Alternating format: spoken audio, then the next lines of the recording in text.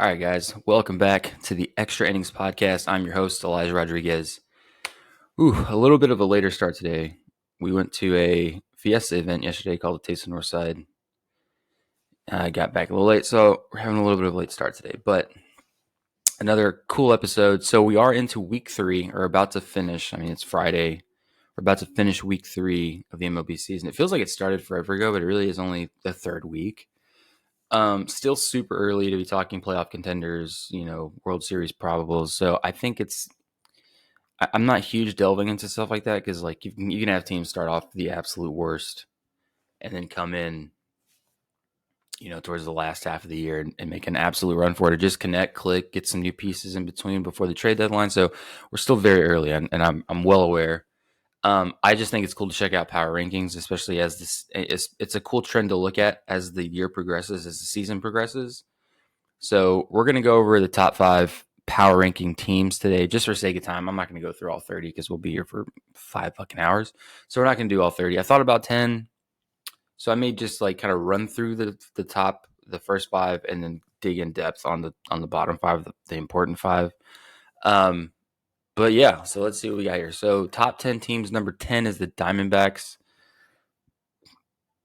They looked rough last night. I'll tell you what, I was watching them with the Giants yesterday. The bullpen struggled quite a bit.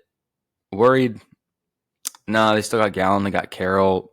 Montgomery's making his start tonight. Another slow guy because of the whole Boris saga with him and Chapman and Snell. So shitty for those guys, man, that they're getting these late starts. It's crazy that Montgomery's not even really getting his season debut until April 19th due to no injury, just because of shit that was going on behind the scenes. Pretty crappy for him, but Diamondbacks 10, I can still see it. They are a strong team, no doubt. Brewers are at number 9. Their record is 11-6. Not bad. They were actually previous ranked 11. No, they got Yelich missing, but he'll come back quick. It's just a back injury, hopefully. Though tricky, but it shouldn't be too much time.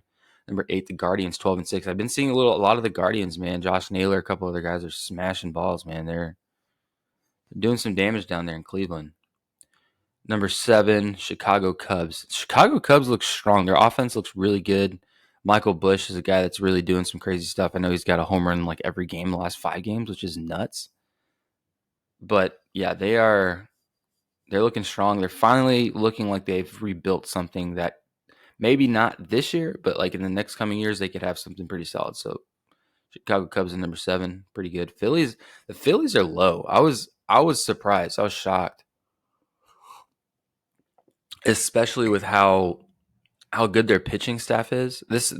So I'm going off MLB power rankings. I checked ESPN and checked this one, MLB's. They're pretty synonymous. I think there's like 1 or 2, but not like way later. This is, when it gets to the top 10, they're pretty much the same. This article, I think, is like a couple days late because it said that Ranger Suarez threw the only other complete game besides the no-hitter, but Tanner Hoke from Boston just threw one the other night. So a little outdated, I guess. But so there's only 3, right? I think 3. I mean, it's Ranger Suarez who threw his complete game the other night, Ronel Blanco's no-hitter, and then Tanner Hoke throwing that no-hit. The complete game. So, yeah, anyway, back to the Phillies. The Phillies, I thought, would have ranked a little bit higher. They have a lot of star power. I mean, they've got a lot of bats, man. They're a little quiet maybe at the moment. Not quite sure what's going on there because they are 11-8. But the pitching is really going to have to carry the weight for them. So, it'll be interesting there. Okay, so now, number 5. We're going to get into a little bit more in depth with these guys, number 5 and lower. So number 5 is the Texas Rangers. Record 10-9. Wow. Previous rankings, they've been 5 since it started. I really feel like they do feel like a different team. Me and my girlfriend were watching, highlights last night. Even she noticed. She's like, the Rangers just don't seem. Their vibes seem off. They don't seem like they're the same. And this is someone who's not even really versed in baseball. She's just watching by default because I'm watching, and she just notices these things from the postseason last year and the energy they carry. They do seem a little bit different. This 10-9 doesn't seem off. It seems like it's pretty fitting for where they're at. I mean, they lost Josh Young. They're hoping to get DeGrom back. John Gray's been a little bit rough. Bullpen's been a little bit tough to watch. But yeah, I mean, they did bring up Jack Leiter. yesterday. He had a. I was so. I'm gonna be honest. I didn't get to watch the game because we have freaking blackout restrictions here in San Antonio. So I was just kind of hoping and waiting to see highlights of his start on socials because I'm just not the guy. I'm not gonna pay to watch some stuff. It's just not gonna happen. So I can get it other places, but so they brought him in. I mean, his first a batter was phenomenal. It was like 1, 2, 3, done. I was like, holy shit, this guy's is he about to just like do some shit? And then check back a couple hours later, and he's pulled in the. I think he made it to the. You think he threw 3.2. Gave up a slaughter of runs. I think what really hurt him was that play by Tavares in the outfield. What the hell was that? Dude's making his debut. You make the fucking play, dude. Like that was rough. But other than that, I mean, he's. I know Leiter struggled in the past, but I think he's looked like a much. I mean, the pitcher that he was when he left Vandy to his first 2 years of pro ball and minors, he's a much different pitcher now. I think that debut woes, whatever you want to call it, nerves, whatever, kind of plagued him here. But I think he'll be fine. I think he'll figure it out. He's a good pitcher. Hopefully they'll get some other pieces along the way. The Scherzer, the DeGrom, they're coming hopefully by the end of this year. So am I worried? No, they'll get Young back. I think they're going to be good. I think they're just having a little bit of a weird moment right now. But Texas at 5 with a 10-9 record, probably confusing some people. But the Rangers, they got some stuff. So I wouldn't really count them out. 5 is accurate in my opinion. 5 is pretty good. We'll kind of move on here. All right, so the Orioles, 12-6. Okay, so the Orioles have been a team. I've watched them. I remember watching them. I saw them last year in New York. Granted, New York wasn't much of a spectacle to watch or really any sort of competition at the time because they were on the struggle bus all last year. And I remember, Baltimore hasn't been shit for a while. They went ahead and I think a couple years back, the guy Adley Rutschman was all the hype. He was going to be the guy. Had a quick call up, and he's solidified his time in the big leagues. And Adley Rutschman's a stud. He's going to be one of the greatest catchers to play. Last year, the big name was Gunnar Henderson. I remember watching him, but I had heard a lot. It's different, and I tell this to people all the time. It's different when you're watching baseball, and then when you witness it in person, it's a much different feeling. You can tell, you can feel it when someone's good. Gunnar Henderson was I don't know if he was a rookie last year, if that was like his first real full big league season, but he went off and he was the guy. Yeah, I remember he hit 2 bombs against New York when I went to go watch him play. Dude, he's got some energy with him and he's a stud at short. But now this year, it's like every year they've got a new guy that they're just like, this is insane. And it's true, they got him, man. They did a hell of a job with their farm system, man. Right now, Jackson Holiday came up, had a slow start, made a couple errors in his debut, but that's another guy that you're like, yeah, this guy's he's gonna be something good because all 3 of those guys are gonna be studs. So they're building something in Baltimore, and it's showing. 12-6 record. They're pretty damn good. They got some stuff. I think pitching wise, they're a little bit bare. I think there's still some time to figure that out. Not worried about that because their offense is just it's stupid. And I think that, like I said, I know it's stupid. I know it's really early to make any sort of postseason probables, World Series probables. It's still really, really early because some other team can just come out of nowhere and just figure it out, like I said earlier. So I think it's early, but I think the Orioles are going to go deep. I said it here now. It's April 19th. Orioles go deep, and if they don't, it's going to be one of those things that's like they're either going to go all the way or they're going to choke early and not make it very far. That's how I feel. I don't think it's going to be able to make it to the championship series. I think they're going to go they're going to get to the DS and go all the way to the World Series. I'm not going to say they're going to win or not. I'm not going to make that. That's no. But they either make it all the way or they're going to get eliminated if they're a wild card team or if they go to the DS divisional series. I think they get ended at the divisional super early or all the way. So that'll be interesting to see. But the Orioles are on paper as of now. I thought they'd rank a little bit higher. I thought they were pretty damn good. I was thinking like 3-2. But when I read the rest of these other, these other ones, it's tough to put them in there. So Baltimore Orioles is a good spot at 4. Like I said, the Rangers, I would have said 7, 6, 5 anywhere in that area, but 5 is okay for the Rangers. 4 at Baltimore, decent. Like I said, once I kind of get into these other ones, you'll understand why. Coffee is much needed today. Okay, so we might spend a little time on this one. So the New York Yankees, 13-6. They've always been 3 since the season started. Okay, so where to begin with the Yankees? The Yankees make me nervous, but as a fan, I like to give them the benefit of the doubt. I give them the confidence. Yeah, but Yankees 13-6 started off the season really hot. It was and going into spring training, I had the feeling like there needed to be a drastic change in culture and player management. I mean, everything from the top to the bottom needed to be redesigned, restructured because last year was a fucking circus for New York Yankees. Mets are always a circus, but for the Yankees, started off 12-3. They were hot for a while. I think they finally dropped some games. I think they almost got swept by Toronto. So it's kind of, it was really hot and it's kind of slowing down a little bit. Judge is one that people are very skeptical with right now at the moment. He missed quite a bit of time in spring training to an abdominal issue. He's batting a buck 83 with I don't know. It's just 22 strikeouts in 19 games or something like that.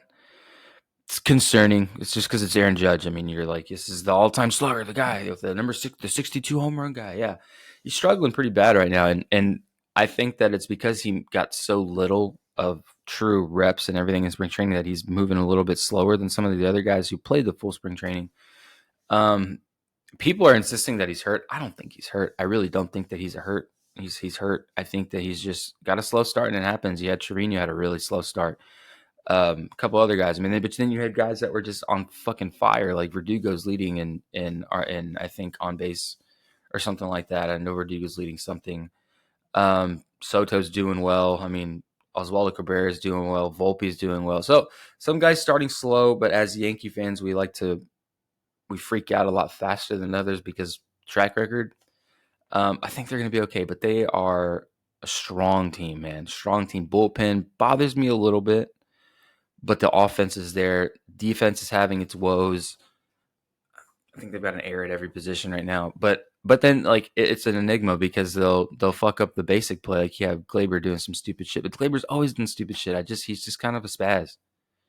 But it is what it is. But he made a play yesterday that was just bonehead. Throw it to there. Get the for sure out. I mean, I getting the go ahead, but he just does some stuff, man. But yeah, I think they're going to be okay. And then when Judge gets going, they're going to be even better. Then you got Cole coming back in about a month and a half. So there's a lot of good things happening with more good things on the way. Yankees at 3 solid. But the question is always, can they keep it up? Can they keep it up? That's going to be the biggest question moving forward is if they can keep it up because they are a strong team. And I think they're going to go deep. As a Yankee fan, I believe it.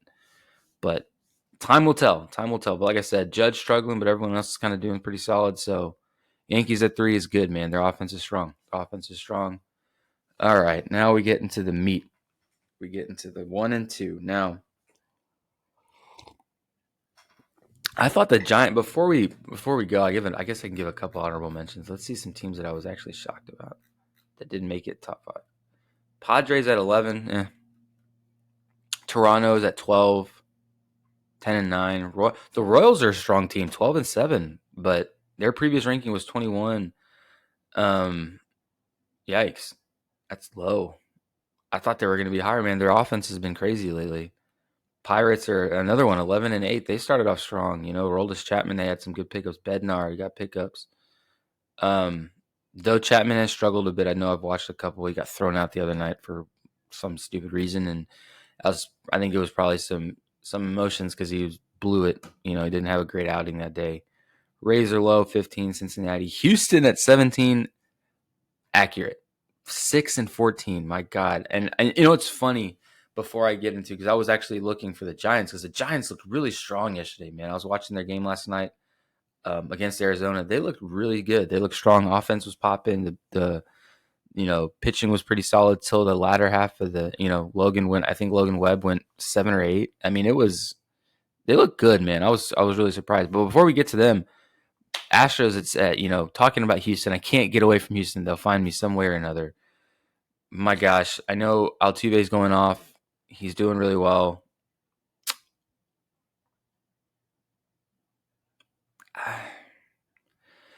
They're they're tough, man. Like I remember I made the video like on Monday. They were like, "Oh, we shouldn't panic. Houston's going to figure it out. We shouldn't panic. Shouldn't panic. Shouldn't be." Now but what's funny about that was that obviously in Texas and then people commenting on and getting discussions going on my posts. Anybody who's an Astros fan has told me that they are worried. They're not happy. They're a little freaked out. The pitching is really fucking thin.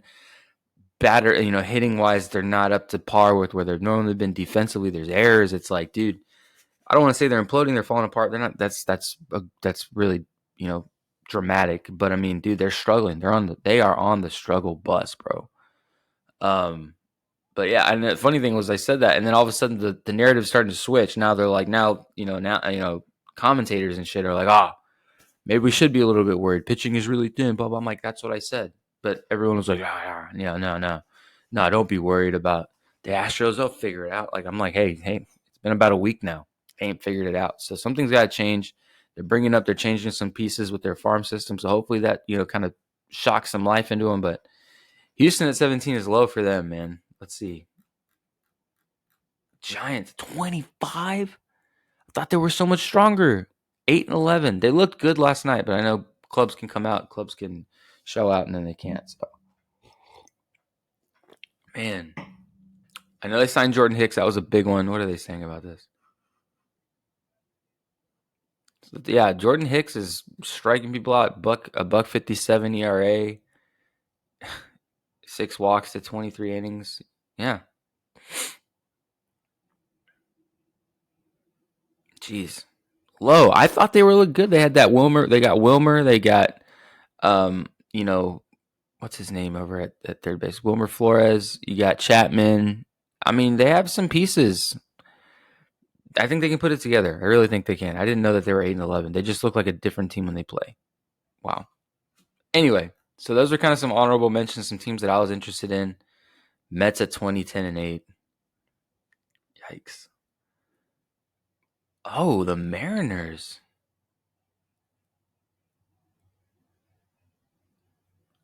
And J-Rod's struggling. Oh no. He's Jesus. Let's see Julio Rodriguez real quick. What's going on with Julio Rodriguez? What are those stats? That's not good. And J-Rod's a guy you just want to root for, man. He's a good player. He's a good ball player. Let's see.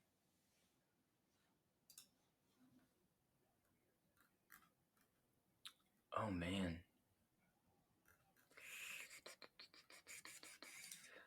Right, so J-Rod, outfielder for the Mariners, 23 years old. Where is he at? 219? What do you mean what's going on with him? He's batting okay. Low for Julio Rodriguez. Don't discredit. But I mean, it's not like he's falling apart, man. Give the guy a break. See, that's what I'm talking about. That irritates me, man. And it's like, these guys are good ball players. They're good players. You got to, they're human beings. They're not going to be on all day long. Where's the rest of the team to help? I like how they put a whole article on the Mariners, but it's all just Julio Rodriguez. I get it. Star power. He influences a lot of your team. He's doing good. A lot of times people jump, they follow suit. Guys do good. So I get the importance of having this guy, be Julio. But at the same time, dude's batting 219. That's not like kill yourself or I have to jump off the ship. Like, dude, they made it seem like the Mariners are in trouble. Mariners are not doing that great. They're not doing that bad. There's a lot of bright pieces to look at. Julio Rodriguez has 73 at bats. He's got 6 runs, 16 hits. It's low. Okay, I think the thing that they're talking about, no home runs with an on-base percentage of 529 is below his standard. Is it like I said, jump off the ship, season's over type of drama? That seems a bit much, man. Let the guy live, bro. Jesus. Man. Julio figured it out, man. He's Julio Rodriguez. He's J-Rod. He's going to figure it out. All right. Now, into the top 2. Like I said, we're going to keep this one short. It's just top 5 power rankings. Just a quick boom for you guys. Um, Dodgers are at number 2. I think that and the number 1 is the Braves, obviously, right? The number stack lineup, great pitching staff. Braves were always it was always going to be Braves Dodgers intertwining at 1 and 2. Always going to I knew that was going to be pretty damn close.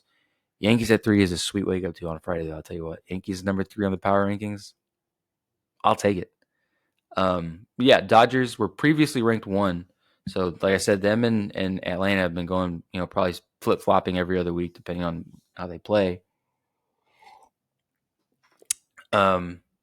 Dodgers. Where do you start with the Dodgers, man? They did some crazy shit, getting the Yamamoto, I think is his name. I can't. I'm awful with names, so don't curse me for bashing the names. They lost Gonsolin. They lost Bobby Miller. I'm hoping Bobby Miller was electric, man. But another thing, arm injury problems, man. Can't escape them. No matter how much money you pay, you can't escape arm problems. So Bobby Miller's down with a shoulder issue. Clayton Kershaw's still down. Walker Buehler's still down. So they've been plagued with the injury. They still got Shohei. They've got a stacked ass lineup. They got Mookie, who's just absolutely blowing this game up. I think that what's worrisome for the Dodgers and why I think that they're very people are like the Dodgers. Yeah, the Dodgers are great. They got a great lineup. They got fucking Shohei. Paid the man or they're going to pay him a lot of money. But the thing with the Dodgers, and this is something that I'm a huge Tyler Glasnow fan. I think he's a great dude. I think he's an awesome baseball player. I love his approach, his game. But there's the injury, history. There's his durability of going through a year. He's a big dude. He's a high intensity guy. So there are concerns. He's doing okay right now. Yeah, he's doing good. He's Tyler Glasnow. He's going to be a power in your pitching rotation. But again, it's begs the question: will he be able to sustain all year? Because he's been a guy that I don't think has pitched healthily through an entire year in his whole career. Not a knock. I'm not knocking the man. I'm not knocking him. But it's just it's the truth. Is he going to be able to sustain his routine, his momentum, his firepower, all 162? Questions. Shohei's another guy who's been in and out of dealing with stuff. Will he be able to stay, true the whole time? Will we get these guys back like Clayton Kershaw and, Walker Buehler? Will we get them back and will they produce the way that they've normally produced? Big question marks, but you can't not put Dodgers at 2 just because their lineup on paper is stupid. It's stupid. And that's the thing. I think that this year they'll always be hovering at 1 or 2 or 3. 12-9 is not the greatest record. Like I said, they have a pretty difficult schedule. But after this year, we'll know more. I mean, this year's going to be it's like a guinea pig year for these guys because of how much star power they've got on their team. After this year, with how well they play and how well they jive and where they finish up, we'll kind of set the tone for the next couple of years with this lineup they have. But yeah, I mean, there's no question, dude. No question. These guys, Dodgers on paper, pretty damn good. Mookie is a scary guy to play against, man. Seems like they don't matter. Doesn't matter where they put the dude. He's gonna show out every fucking time. Insane. All right, and the number 1, the Atlanta Braves. The Braves have had probably the most consistently stacked lineup for the last 3 to 4 years. They did lose Ozzie Albies to the toe thing. Let's see what else. Let's see if we can find their piece. Okay. Oh, so like I just said, Ozzie Albies, he actually got hit on his big toe, which fractured it. But he was up to a 317 average until that point. Marcell Ozuna's leading with 14 RBIs. Ronald Acuna has been slow. I know he hadn't hit a home run in a while, and he finally got one against Houston. I think it was on Tuesday or Wednesday. So yeah, but that was his longest home run streak, or without hitting one. So that's crazy. He got a slow start, but he'll pick it up. It's like a lot of these guys, man, like Judge, Acuna, like Shohei, all these guys who have slow starts are just not at their star power of like they're just on it. Give them some time, man. Like I said, slow starts happen, slumps happen. Give them some time. But yeah, I mean, Pitching staff is stupid. I mean, they've got every piece. They've got Max Fried. They've got. I'm a huge Max Fried guy, and I mean they've got some good pitching. Their lineup: Matt Riley, Matt Olson. Matt Riley, Austin Riley, Matt Olson, Acuna Jr. Ozzie was another piece. Marcelo Zuna. They got some dudes, man, and they've been consistently good. Last year had a little bit of some hiccups. I think pitching hurt them a little bit. I think they're gonna have to fill in some pieces. Like what? Let's see what they got here.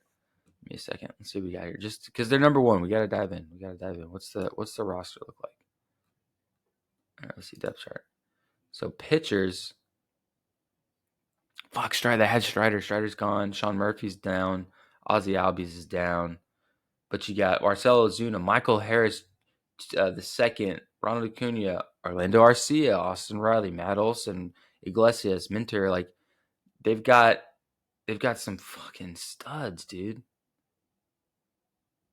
Oh yeah, Adam Duvall, Darno, Max Fried, that fucking Chris Sale. I forgot about Chris Sale. Oh my god.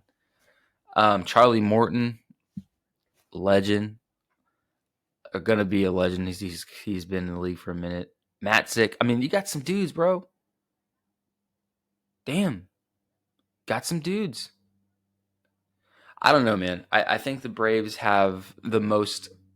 It's just something about that team. It's like they have the most, like, overall, like, in the grand scheme of things, the most consistently strong offense and pitching staff. Pitching staff is thin, especially with losing Spencer Strider. But your offense with Atlanta is so, like, perfectly. What do you say? It's like perfectly. It's just overall well-rounded. Oh, that's the best way I can put it.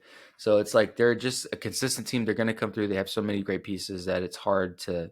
They have a scary ass lineup. I remember when I was watching Forrest Whitley make his debut the other night. He was playing against Atlanta, and I was, it was like every guy that came up, I was like, fuck, damn, oh my god, like it was like Austin Riley, It was I think it was Ozuna. Riley, Olson. I'm just like, holy shit, man. They're putting this guy through the ringer to start his MLB career. But yeah, the Braves, number one, it's hard to argue. They're just so stacked all the way through. Most well-rounded team in baseball by far. But yeah, guys, those are the power rankings. So going through them one more time. 1 is the Braves. 2 is the Dodgers. 3 are the Yankees, which is interesting. That'll be fun to see if they can hold that up. What happened to my power ranking sheet? Here we are. 1, 2, 3. And now we got 4 Baltimore. Another team has got a lot of young star power. Let's see if they put that together, if they can hold on to that longevity through the 162. And then number 5, we've got Texas. Again, weird vibes with Texas right now, but I have no doubt that they're going to figure it out and be, back better, stronger than ever. So, yeah, guys, thanks for listening. Those are our power rankings. If you think, like I said, I go off ESPN, I go off MLB, and I kind of combine like the common denominators between the two to make like my own. That's kind of where I'm at. A lot of times it's pretty synonymous anyway because everyone's like, obviously it's still super early, so things are going to be pretty damn close as the season gets on and things get a little bit more, more things are developing throughout the year. Players are coming and going, injuries, yada yada yada. The rankings will start to differentiate a little bit, and then we'll come up with our own power rankings. But right now, we're using them as guides. They do it full time. But I will give my opinions on what they think when it comes to power rankings. But yeah, guys, if you like my power rankings, let me know if you think I'm off on some. If there's a team that you think should be there, that you see glimpses of something else, man, let me know. I love the discussion. I love to talk about it. But yeah, guys, we'll be back again probably on Monday. I don't think I'm going to do anything this weekend, so this episode should be out here in a little bit. But yeah, guys, be ready for next week. There's a lot more baseball stuff happening over the weekend. Weekends always bring a lot of crazy shit. So thanks for listening, and we'll be sure to catch you guys in the next one.